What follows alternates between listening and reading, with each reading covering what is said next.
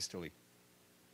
Sure. I heard you talk about the conclusion of this Bangui National Forum, and I saw the Secretary General's statement. I wanted to ask you because there are different reports. Speaking of the conclusion of that forum, there were reports that that there were protests at the end, that the peacekeepers used tear gas and other methods. There seems to be some armed protesters, but also some unarmed protesters calling for the resignation of the president. So I wanted to know, one, what can you say about the peacekeepers' distinction between armed and unarmed protesters? And I wanted to also ask whether the Secretary General has made himself any phone calls whatsoever about this the sexual abuse situation, for example, to the Central African Republic or to any other party, given this letter from 21 NGOs calling his response deeply unsatisfactory. Thank you. You know, my understanding is that there were some disturbances around the forum. Obviously, the peacekeepers working with the national authorities, the Central African Republic, are very careful in calibrating the response. But these were not major demonstrations. I think there were people, some people, as you said, unarmed, expressing their position, which is peaceful demonstrations are to be supported. There were apparently some armed group elements, but I don't think any of this can be described as major. On your second part.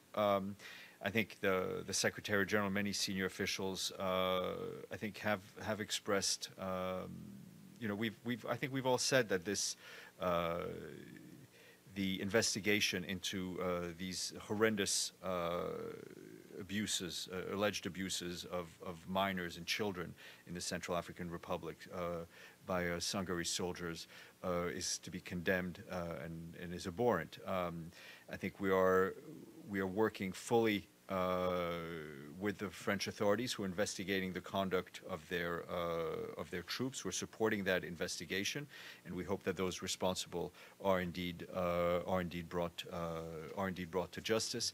I think we all wish, you know, this had gone a different way, that the proper channels had been followed, and that the investigation followed its proper course, which would probably made the whole issue go much quicker than it did. And I have nothing to add on the contacts. I just have, could I have just one thing I wanted to, I tried to get it yesterday, but I'm going to try again. Since number one, that NGO letter calls for an independent, transparent, and effective investigation, and the U.S. permanent representative at the stakeout last week was speaking as if an investigation.